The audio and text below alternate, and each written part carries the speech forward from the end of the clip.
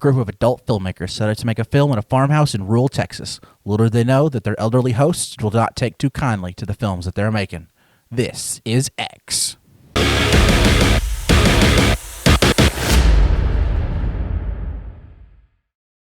Yeah, I'm sorry, there's no Hollywood backdrop for this video. What are you going to do, cry about it? Because I will. That was cool. X is the latest film from A24.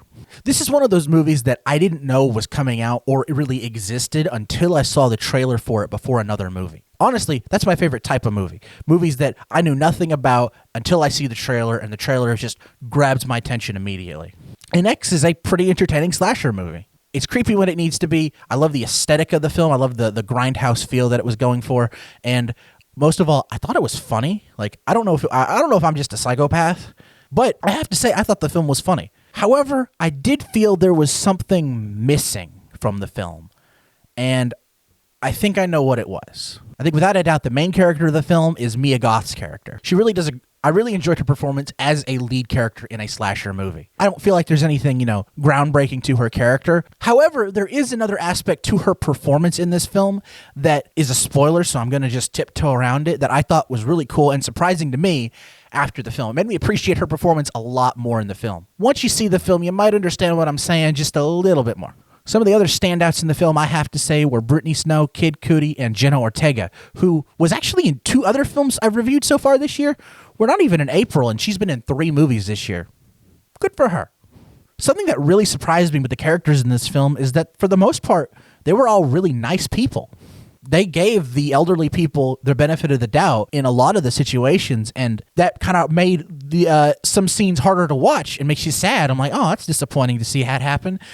But then you kind of get over it when the kills were kind of cool. Again, I'm not a psychopath. In my opinion, it's really impressive to see an actor play a character who is also an actor who just so happens to be a bad actor.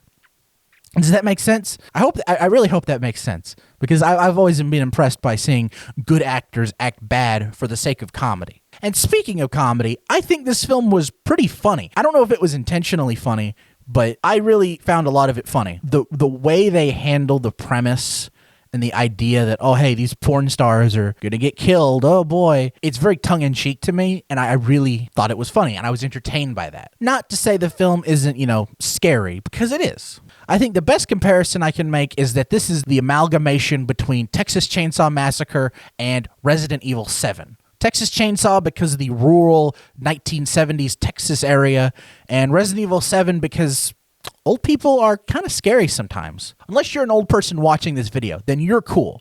You're cool. Make sure that's clear. I really enjoyed the grindhouse 70s horror movie feel that this movie had. It really feels like a film made in the 70s, and I really enjoyed it. It made the film stand out a bit more to me. I really think it does a great job at capturing the 70s feel. Not that I would know, but I really think it did a great job emulating a 70s movie. And the cinematography was great of the film. Not necessarily the cinematography of the porn that they were shooting. I have to say, it was a very awkward-looking porn they were shooting. Since it's only a rated R movie, you can't, show anything below the waist. So it was really kind of awkward when it's just, the woman's head getting bopped back and forth. I'm like, this is the most awkward porn I've ever seen in my life. It's not like I watch porn, though. Go with Christ. I will say I have a bit of an issue with the film's slashers. I really don't know what else to call them other than slashers. Like, they're killing a bunch of 20-somethings, having sex. Freddy Krueger does it. Jason Voorhees does it. You're a slasher. That is probably in the textbook. I'm just saying. I really just couldn't tell what their motive was. It's not that it's unclear. It's just I think there's a kind of mixed messages. Not to say I guess you couldn't do both of these at the same time. It's hard to tell which one they were going for. It's either they feel inadequate or they don't like it. I'll put it that way. Maybe you could fill in the blanks as you wish. And I just wish the film maybe delved more into that. Kind of make you understand what's happening, why they are doing this. And I don't think the film does that enough for me to, love it. However, there is an after-credit scene that could potentially quell my issue with this film. Now, this might be steering into spoiler territory, but I have to just say this because it really was something that stuck out to me personally. But the after credits to the scene to this movie is not a scene like you would expect from a Marvel movie, but it is damn near a full trailer to a prequel for this film.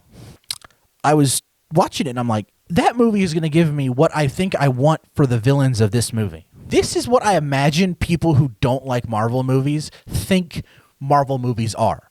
A trailer to something that's coming out later. I'll give them credit. The movie looks like they've already made the prequel.